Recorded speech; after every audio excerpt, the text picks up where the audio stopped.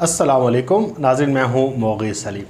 नाज़रीन, जैसा कि पीडीएम के इख्तलाफात की ख़बरें हम पहले आपको दे चुके हैं और इसके साथ साथ पूरा पाकिस्तान का मीडिया और हमारे जो दोस्त हैं वो भी आप तक मुकम्मल हक़ाइक़ के साथ चीज़ें पहुँचा रहे हैं। लेकिन अब गेम जो है वो दिलचस्प मरहले में ऐसे दाखिल हुई है कि आज सारा दिन मुस्लिम लीग नून और पीपल्स पार्टी एक दूसरे के ख़िलाफ़ ही मुहाज़ खड़ा कर दिया उन्होंने और एक दूसरे के ख़िलाफ़ ख़बरें चलाना शुरू कर दी, बयानात देना शुरू कर दिए। और जो सियासी यतीम हैं फजल रहमान साहब, वो भी आज बड़े दुखी नज़र आए। पहले एक एक करके बात करेंगे, लेकिन एक अहम तरीन जो मसला पाकिस्तान में सामने आया है वो एक आया है जस्टिस काजी फ़ाइज़ ईसा साहब का, जज हैं, मोअज़्ज़ज़ जज हैं हमारी सुप्रीम कोर्ट के।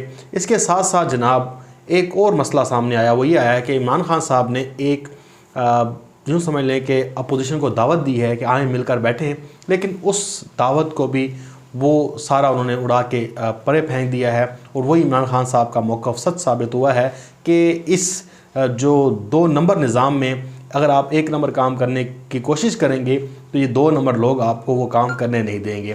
पहले जो अहम तरीन बात है वो ये है काजी फ़ाइज़ ईसा साहब की।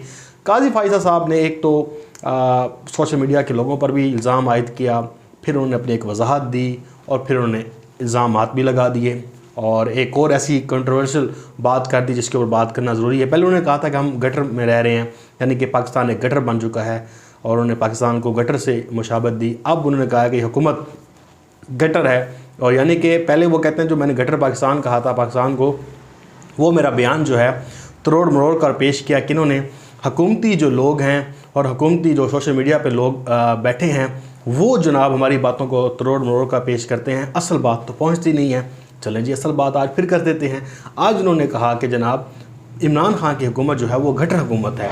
अब एक सियासी जब आप बयान देंगे, जब आप सियासी पॉइंट स्कोरिंग करेंगे, आप एक पाकिस्तान की सबसे बड़ी अदालत के जज हैं और आने वाले चीफ जस्टिस भी हैं, आपने ये बात अगर करनी है इस तरह से सियासी तौर पर तो फिर आपको सियासी जवाब मिलेगा। जस्टिस काजी फ़ाइज़ साहब को पता है कि अगर वो खामोश रहेंगे और जो बात चल रही है उनकी एक जो है जज के लिहाज से इज़्ज़त ओहदा जो है उनका वो एक तकरीम वाला है, लोग उनकी इज़्ज़त करेंगे चाहे जो भी हो। लेकिन अगर वो सियासी बयानबाजी करेंगे तो फिर उनको बात जो है जवाब भी सियासी मिलेगा। फिर सियासी जवाब जो है उसकी कोई हद नहीं होती। अगर आपने एक मारा है यानी कि एक चपेट मारी है तो फिर आपको 2 लगें 3 लगें, फिर ये जंग है।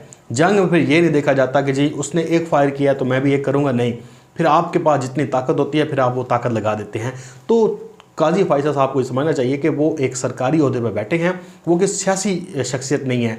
जो सियासी शख्सियत होती है वो एक जो है बड़ा इन्फ्लुएंस रखती है, उनके फॉलोअर होते हैं। आप इमरान खान साहब के बारे में बात करेंगे कि वो गटर हुकूमत चला रहे हैं तो उनके फॉलोअर जो हैं वो उनके जो सबसे बड़े दुश्मन हैं यानी कि जरदारी हो गए या शरीफ ख़ानदान हो गया, वो उनको नहीं बख्शते, वो उनके साथ लड़ाइयाँ मोल ले लेते हैं। तो फिर तो आप एक सरकारी ओहदे पर बैठे हैं तो वो फिर आपको भी रगड़ेंगे, तो ज़ाहिर बात है फिर आपकी बात का वो जवाब दिया जाएगा। लेकिन चीफ जस्टिस जो हैं वो इस मामले को देख भी रहे हैं। काजी फ़ाइज़ साहब जो हैं वो केसेस की समाअत भी कर रहे होते हैं, वहाँ पे भी वो जो है बयानिया जो दे रहे होते हैं वो अपोजिशन का बयान दे रहे होते हैं। फिर जब वो अपनी समाअत के लिए आते हैं, यानी कि वो कह रहे थे कि इस सारे मामले को जो मैं हेयरिंग जो हो रही है वो लाइव कर दिया जाए। हालांकि आपको पता है कि हुदायबे पेपर मिल्स था जो क्लीन जो चिट दे दी गई शरीफ ख़ानदान को, जिसमें बहुत बड़ा स्कैंडल था, उसमें भी कहा गया कि इस पे ऊपर मीडिया में बात करने पर पाबंदी है।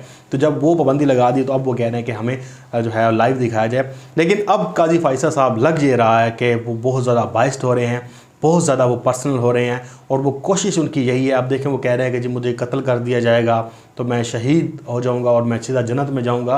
तो ये जो मामलात हैं ये एक्सट्रीम एक इमोशनल जो हैं वो एक जज को नहीं होता कि वो जज जो है वो इमोशनली हो के अपने ऊपर जो उनके ऊपर इल्ज़ामात हैं उनका जवाब देने के बजाय आप इमोशनली बात करें, कहें कि जी मेरे बीवी बच्चे आ रहे हैं। तो ये तो अब देखें इमरान खान साहब सियासत में हैं, उनकी बेगम पे क्या हमले नहीं होते, बुशरा बीवी पर कौन कौन सी तोहमतें जो नहीं लगी। इसके साथ साथ उनकी जो हमशीरा हैं उनके ऊपर जो है सिलाई मशीनों का इल्ज़ाम लगाता रहा, पता नहीं क्या क्या इल्ज़ाम लगते रहे, उनके बीवी बच्चों पे इल्ज़ाम लगे, उनकी एक पर्सनल लाइफ पर इल्ज़ाम लगे, उनकी जो यूके में वाइफ बैठी हैं उनके ऊपर इल्ज़ामात लगे, फिर उनके ऊपर मुख्तलिफ जो है वो केस बना दिए गए कि जनाब इनके साथ रिलेशन था तो उनकी एक ये है वो है। मतलब आप सब समझदार हैं कि किस तरह से एक पर्सनल लाइफ को खदेड़ा जाता है।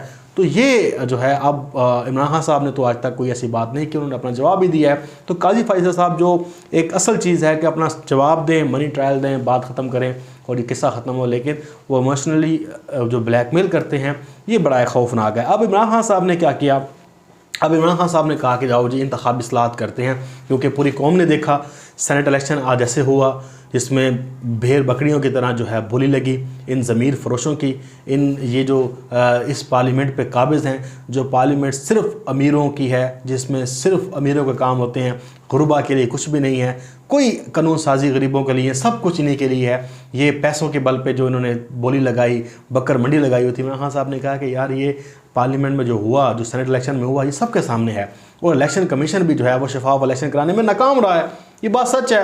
उन्होंने कहा इंतखाबी इस्लाहत करते हैं, पार्लिमानी कमेटी बनाओ, उन्होंने स्पीकर असद कैसर को ख़त लिख दिया है। अब इसके ऊपर जो उन्होंने ऑफ़र कराई है कि यार एक वोटिंग मशीन सिस्टम लाया जाए, इलेक्ट्रॉनिक सिस्टम लाया जाए, लेकिन एक बड़ी बात यह है कि इमरान खान साहब ओवरसीज़ पाकिस्तानी को वोटिंग का हक देने जा रहे हैं। ये बात तय है, चाहे आज दें चाहे कल दें, ये आपको नज़र आ जाएगा। इलेक्शन से पहले पहले जो ओवरसीज़ पाकिस्तानी हैं उनको मुकम्मल तौर पर वोटिंग का हक दिया जाएगा और अपना वोट कास्ट कर सकेंगे। ये बड़ा अच्छा डिसीजन है। ये जो बाहर बैठे हैं वही पाकिस्तानी हैं, पाकिस्तान के दर्द रखते हैं, ये इमरान खान साहब देंगे। अब इसके ऊपर जी शाहिद खाकान अब्बासी कहता है ये दो जाहिल हैं, ये दो जाहिल आपस में ख़त किताबत कर रहे हैं, ख़त लिख रहे हैं। यानी कि अब जब जाहिल अब कहेंगे किसी को तो फिर वो आपको इज़्ज़त माप तो नहीं कहेगा ना।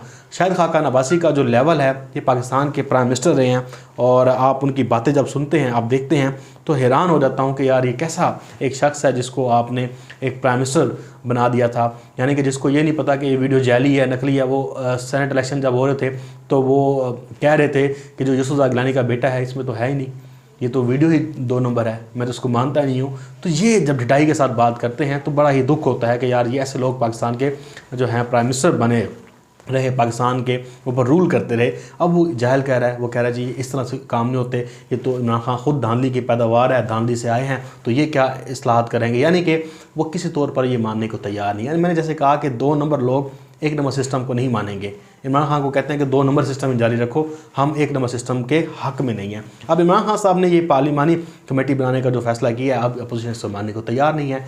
इसके बाद जो PDM के अंदरूनी लड़ाई है वो आपने देखी, एक तो अंदर थी ना, यानी कि कमरे में थी, जो हम तक पहुंची, आप तक पहुंची, सोर्स से पहुंची। ज़ाहिर बात है पीपल्स पार्टी ने अपनी जो है वो खबरें देते रहे, नून लीग वाले खुद अपनी खबर देते रहे। यानी कि नून लीग ने कहा कि जरदारी ने मरीन नवाज से माजरत कर ली है और पीपल्स पार्टी कहती रहेगी कि जनाब जरदारी साहब ने तो नवाज शरीफ को उड़ा के रख दिया है, क्लीन बोल्ड कर दिया है। इस तरह से चीज़ें चलती रहीं।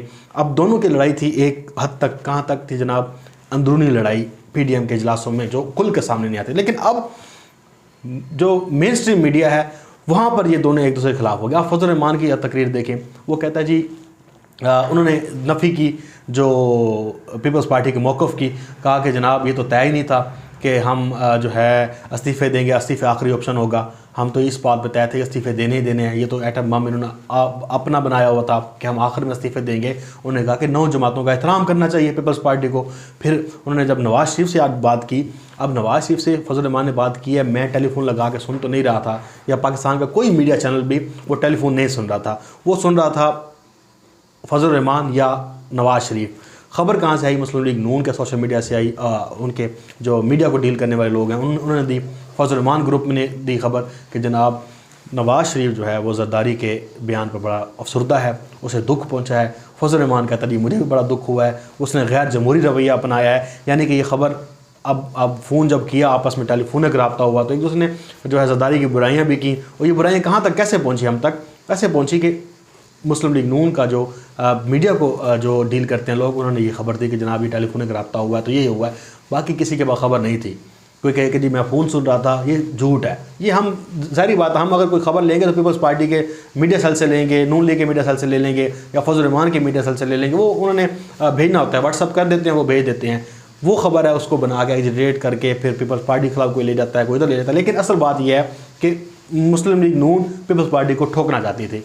उन्होंने कहा कि जी बड़ा अफसरदी का इजहार किया है, नाराज़ हुए हैं। फजल रहमान लाइव जब खिताब कर रहे थे आज, तो उन्होंने भी आज झगड़ा, इज़्ज़तदारी को एहतराम करना चाहिए। एहसन इकबाल भी बड़ा अफसरदा था, वो कहता जनाब ये तो बड़ा ही दुख हुआ हमें, पीपल्स पार्टी के बगैर अब चलना चाहिए, 9 जमातें कह रही हैं इस्तीफ़े देने चाहिए।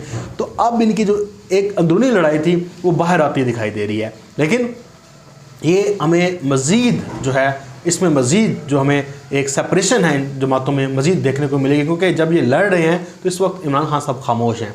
वो देख रहे हैं, वो कह रहे हैं कि जनाब ये लड़ते रहें, ये आपस में जितना एक दूसरे के खिलाफ गंद उगल सकते हैं उगलें। उसके बाद अब नवाज़ शरीफ ने क्या, उसमें जो मुस्लिम लीग नून की तरफ से जो प्रेस रिलीज आई, तो नवाज़ शरीफ ने कहा कि जी मैंने तो सारी बातें भुला दी थी, अब जरदारी साहब ने दोबारा ये बातें शुरू कर दी। यानी कि वो पुराना एक देना चाहते थे तासुर के जनाब हम तो एक दोस्त हैं, हमने तो सब कुछ भुला दिया है, अब ये आपने क्या मेरे पर बम शल गिरा दिया है, पूरे मीडिया में बेइज्जत करके रख दिया है, हर जगह पे मेरी इंसल्ट की है आपने कि मैं पाकिस्तान आऊँ तो उसके बाद बात बनेगी।